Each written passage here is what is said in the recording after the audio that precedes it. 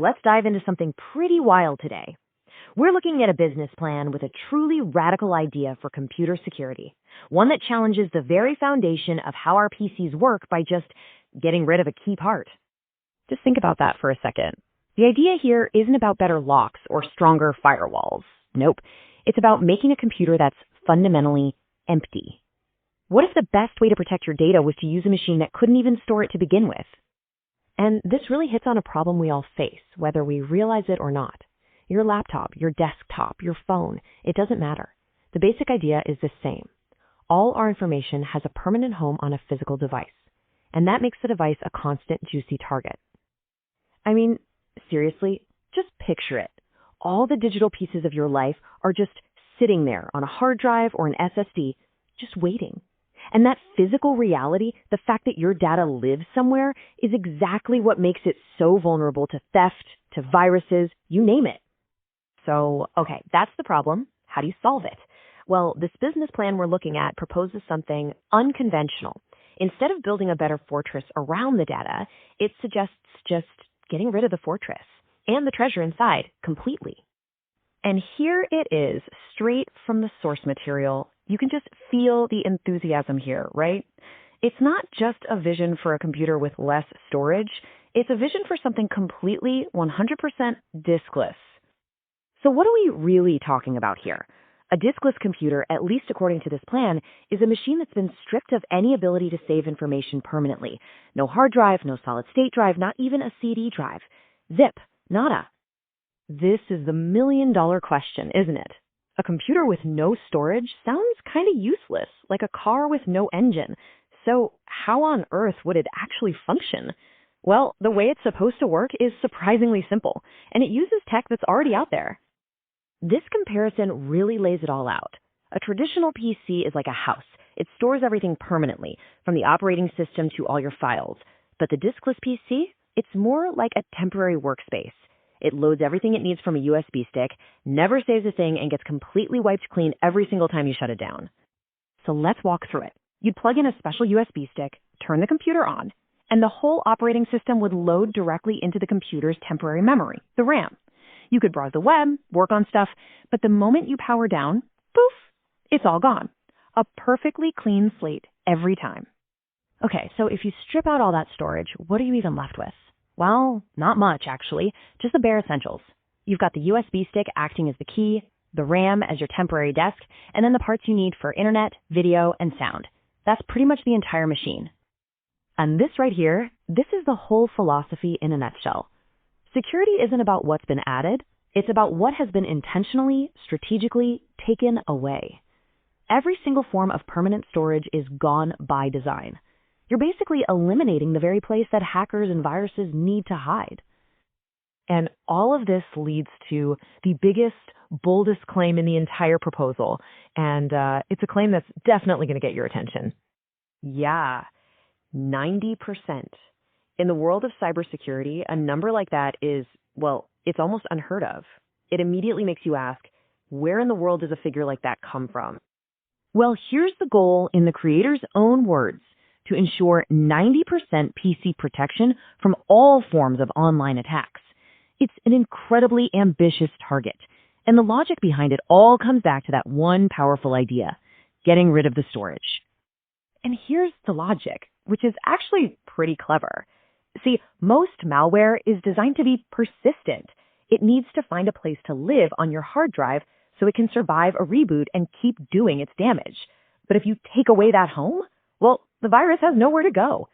Sure, an attack might happen in a single session, but as soon as you power down, the threat is just erased. Gone. Okay, let's zoom out for a second. Whether or not a computer like this ever actually hits the shelves, the idea itself really forces us to look at our digital lives from a totally different angle. You know, this gets at a huge shift in how we think. For decades, personal computing has been all about owning our digital stuff, storing it locally on our own machines. But this concept, along with things like cloud computing and streaming, points to a future that's all about simply accessing data when we need it, instead of carrying it all around with us. And that leaves us with this final thought.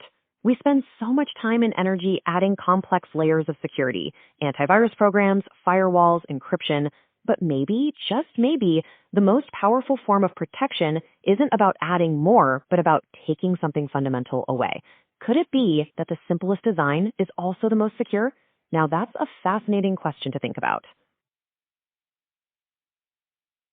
A computer with no storage sounds kind of useless, like a car with no engine. So how on earth would it actually function? Well, the way it's supposed to work is surprisingly simple, and it uses tech that's already out there. This comparison really lays it all out. A traditional PC is like a house. It stores everything permanently, from the operating system to all your files. But the Diskless PC, it's more like a temporary workspace. It loads everything it needs from a USB stick, never saves a thing, and gets completely wiped clean every single time you shut it down. The biggest, boldest claim that's definitely going to get your attention. 90%. In the world of cybersecurity, a number like that is, well, it's almost unheard of. It immediately makes you ask, where in the world does a figure like that come from? It's an incredibly ambitious target. And the logic behind it all comes back to that one powerful idea: getting rid of the storage. And here's the logic, which is actually pretty clever. See, most malware is designed to be persistent. It needs to find a place to live on your hard drive so it can survive a reboot and keep doing its damage. But if you take away that home, well, the virus has nowhere to go. And this right here, this is the whole philosophy in a nutshell. Security isn't about what's been added. It's about what has been intentionally, strategically taken away. Every single form of permanent storage is gone by design. You're basically eliminating the very place that hackers and viruses need to hide. And it's a claim that's definitely going to get your attention. Yeah, 90%. In the world of cybersecurity, a number like that is, well, it's almost unheard of. It immediately makes you ask, where in the world does a figure like that come from? Well, here's the goal in the creator's own words: to ensure 90% PC protection from all forms of online attacks. Welcome back to the Deep Dive. This week, you sent over some source material that really caught my eye. It's a business plan for a computer the inventor calls completely 100% diskless. Yeah, and we're not just talking about minor tweaks here. This is an exploration into some seriously radical hardware subtraction. It basically challenges everything we assume about modern computers. It really does. So that's our mission today. We're going to unpack this concept, which is all about extreme hardware minimalism. And at the center of it is this huge claim we need to analyze: the promise of achieving 90% protection and security. A 90% protection rate. And not through antivirus software or anything like that, purely through the architecture. That's an incredible claim in cybersecurity. Yeah. So the tension here is, can you even have a functional machine after removing so much? We need to figure out what exactly they're taking out, how it's supposed to run it all, and then does that 90% promise actually hold up? Yep. Let's get into it. Okay, so the first thing to really understand is what this machine doesn't have. It's all about eliminating any form of persistence. The business plan is very clear on this. It starts by stripping away the most common place for data to live. Right at the root. Exactly. The first layer they remove is, of course, the internal storage. The plan explicitly says absolutely no inner HDD, no hard disk drive, no solid-state drive, nothing. And that right there immediately gets rid of the normal spot for the OS. And crucially, it's where advanced malware loves to hide, things like rootkits. The stuff that needs a persistent place to land to survive or reboot. And they don't stop there? Not at all. The source material is almost obsessive about getting rid of legacy stuff, too. We're talking no optical media, so no CD or DVD-ROM. And almost comically, for a modern plan, it also specifies no floppy disk drive. Right. It shows a real commitment to the idea, though. They want to eliminate all traditional physical storage points, make it so data just can't be easily written or read from the machine's internal hardware. Okay, but lots of systems now run off networks or use the cloud. What does the plan say about external data? And this is where it gets even more strict. The plan says it avoids running from any kind of separate external storage, so no external hard drives. Mm-hmm. And it's not designed to run from, say, a network disk or some kind of persistent server environment either. Okay, so that's a critical point for their security model. They're not just, moving the problem to a network share. Exactly. They are philosophically against any long-term data residency for the operating environment itself. Which I guess, must dictate the software too. It does. The source clarifies that the system also does not run any pre-installed Microsoft Windows or Linux. So you have to use a custom stripped-down OS, something built from the ground up to handle this incredibly volatile state. A completely custom approach. So we have a machine with no internal drives, no legacy media, no reliance on servers, and no standard OS. This leaves a pretty big question. A foundational one. If you can't install an OS anywhere, and you can't get it from a network, how on earth does this thing even turn on? That brings us to the one single point of persistence they allow. And it's the foundation for the whole thing. The business plan says the entire environment runs simply from a live USB stick. A live USB. Okay, but a USB stick is, by definition, persistent storage. Okay. It holds the system files. It does. So doesn't that just shift the attack vector? I mean, if USB stick is compromised, then the whole system is, right? That is an immediate and, frankly, a critical challenge to the 100% diskless name. The stick is storage. But the design tries to limit its function. How so? It's meant to be for boot initiation only. Once the OS is loaded from the stick, the whole system is meant to run in a volatile state. So the stick is theoretically just read from once at the start. So the active session data, the processing, all that happens somewhere else. The security isn't in the stick itself. It's in the volatility of the session. The stick is just the delivery mechanism, not the place where things are actually happening. That makes sense.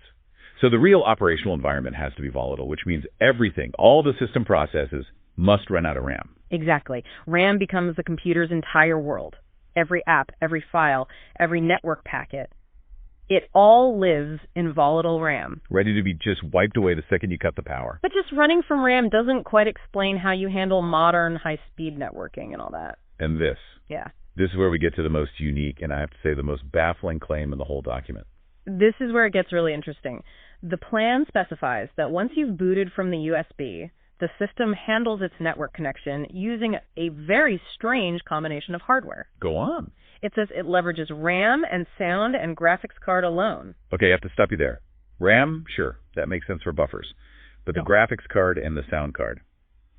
For networking, that sounds almost nonsensical. It's deeply unconventional. From a standard computing view, it doesn't make a lot of sense. So what's the logic? I mean, can we even speculate on why they would name those specific components for network tasks? We have to assume the designer is trying to exploit the architecture of these components to bypass the traditional data paths, the ones that talk to a storage bus. Okay. So if you look at a graphics card, the GPU, it's built for high-speed parallel processing. Insanely fast. Right. The idea might be to repurpose that huge processing power for network tasks. Things like rapid packet filtering, or maybe even handling encryption and decryption on the fly. So you're forcing the data stream to be processed completely outside the main CPU infrastructure. Exactly. You're using the GPU as a sort of super fast, volatile coprocessor for network data. The goal would be to make sure incoming data never even touches a bus or a cache that could be attacked. It keeps the data isolated. Okay, that's a plausible theory for the GPU. But the sound card, that's even weirder. It is. It's more esoteric for sure. But sound cards often have their own specialized DMA direct memory access buffers. For audio streams. Right, for handling small, time-sensitive streams of data very efficiently. It's plausible the designer is trying to exploit those little buffers for handling small network packets or interrupt. Ultra-low latency, but highly volatile packet management that gets dumped immediately.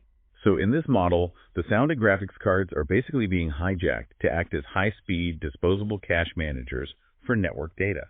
That seems to be the thinking, to prevent any interaction with persistent resources. But what does this do to functionality? I mean, if your core network operations are running out of RAM and these specialized non-storage parts, you must be giving up a ton in performance and complexity. That's the trade-off. It's the huge unspoken trade-off. A system like this is inherently single-purpose. You're not going to be editing video on it. Absolutely not. Complex tasks like rendering video, running big virtual machines, or handling massive databases would be impossible.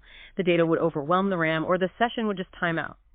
This machine is designed to be a secure web terminal, maybe a communications hub. So the system's own limitations actually become the security feature. That's it. It's so stripped down that it physically can't support the kind of overhead that advanced persistent malware requires. The volatility, the isolation, the lack of storage, it all ensures that any session is completely disposable. Which brings us to the big picture, the security rationale. Why go through all this trouble? The answer is that promised level of security. Right. The goal was never speed or, general purpose utility. It's about protection.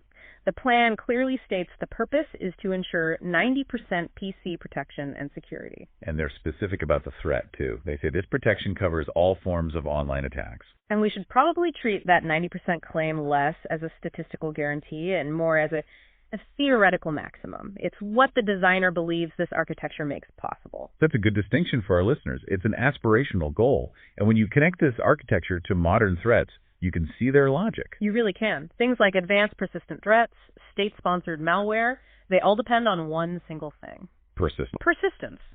They have to survive a reboot. They need to stay hidden on a disk somewhere. But if there is no disk? There's nowhere for them to persist. The system has systemic amnesia, so even if you manage to breach a running session, the second that machine is turned off, every single trace of your intrusion is physically gone, erased from volatile memory. It's the ultimate defense against long-term residency. It mitigates the damage because an attack can't save itself for the next boot. The session is disposable. The attacker has to start from zero every single time. Okay, that makes a very compelling case for that 90% number. But what about the other 10%? What kind of threats could still get through even with no disks? Well, this raises some important questions. The system is designed against online attacks that need persistence, but it's still vulnerable to things like zero-day exploits that can attack the environment running in RAM. So if an attacker finds a browser vulnerability, for example? Exactly. If they can get remote code execution, they can absolutely compromise the current session. They could steal data that's open right then and there. Login credentials, documents, before the system is powered off. And what about hardware attacks? Or the supply chain? If an attacker can compromise the firmware on the graphics card, the very thing the system relies on, doesn't that undermine the whole thing? It fundamentally undermines it, yes. Security is only as strong as the hardware itself. If a persistent threat is written into the firmware of one of those cards, that threat would survive a shutdown because firmware is a form of persistent storage. A risk that volatility-focused designs often overlook. And then we come back to the live USB stick. It's persistent if someone gets physical access to it or compromises the image before it's even booted. The security is gone before you even start. So the real takeaway here for you is that this architecture doesn't necessarily stop an intrusion. What it stops is residency. It forces an incredibly high cost on the attacker. They have to re-exploit the system every single time you hit the power button. And that high cost is really what that 90% protection figure is all about. This has been a fascinating deep dive, a truly extreme vision. We've looked at a business plan for a computer defined by what it excludes. No hard drives, no servers, no standard OS. And we dissected how it's supposed to work, relying on a live USB stick, volatile RAM, and that really unconventional use of the sound and graphics cards for networking. And the security philosophy is simple. Volatility is your best defense. But achieving that level of security against persistent threats means making these huge functional trade-offs. It really forces you to reconsider what a computer needs to be. And that leads to a final thought. If a computer is designed to only exist temporarily in its volatile RAM, and it gets wiped clean every single shutdown, what does that do to the entire ecosystem for application development, for user data? It means developers have to design apps that can store and retrieve everything externally and instantly. It would be a radical shift in how we think about the user experience. It forces us to ask a fundamental question. Are we willing to sacrifice convenience and complexity for the absolute certainty of systemic amnesia? Something to mull over. Thank you for joining us for the deep dive. We'll catch you next time.